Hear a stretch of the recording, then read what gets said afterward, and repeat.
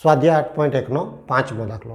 5મા દાખલાની અંદર દશાંશ સંખ્યાઓને અપૂર્ણાંક સ્વરૂપમાં લખી એટલે પહેલાં દશાંશમાંથી આપણે અપૂર્ણાંકમાં ફેરવવાનું છે ને અપૂર્ણાંકમાં ફેરવા પછી આપણે સરળ સ્વરૂપમાં ફેરવવાનું છે.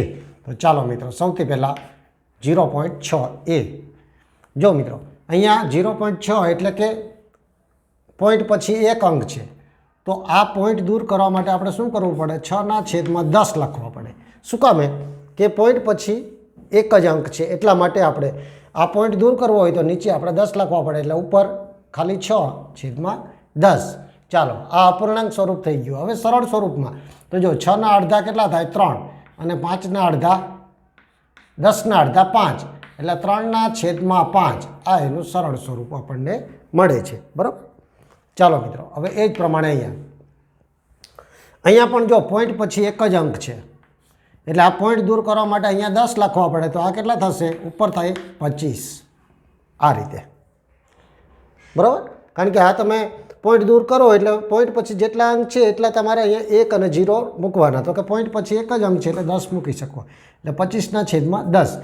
હા, તો એનું અપૂર્ણાંક સ્વરૂપ. હવે આપણે સરળ સ્વરૂપ કરીએ તો કે 5 વડે 5ના ઘડિયામાં 25 અને 10 બંને આવે તો છેદ ઉડશે. જો 5 5 25 અને 5 દુ 10, એટલે 5/2.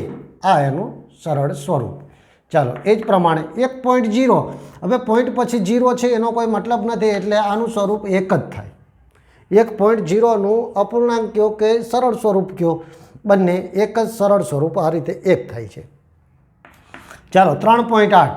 આ પોઈન્ટ દૂર કરશું એટલે અહીંયા આવશે 38, નીચે આવશે 10. આ રીતે આપણે લખી શકીએ. બરાબર. હવે 38ના અડધા કેટલા થાય? 19. અને 10ના અડધા 5, એટલે 19/5 એનું સરળ સ્વરૂપ આપણને મળે છે. ચાલો, એ જ પ્રમાણે અહીંયા લખીએ આપણે મિત્રો.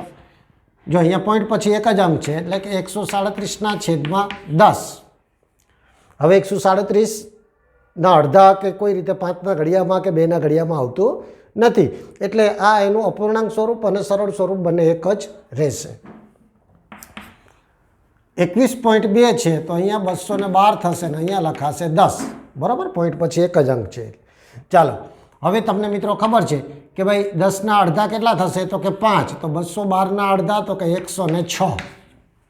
આ એનું સરળ સ્વરૂપ થાય છે. એ જ પ્રમાણે 6.4 તો કે 64/10.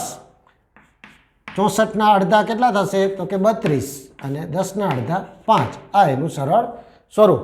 તો આ રીતે મિત્રો વિડીયો જોઈ આવા દાખલા શીખતા રહેજો, લાઈક કરતા રહેજો અને આ ચેનલને સબસ્ક્રાઈબ કરતા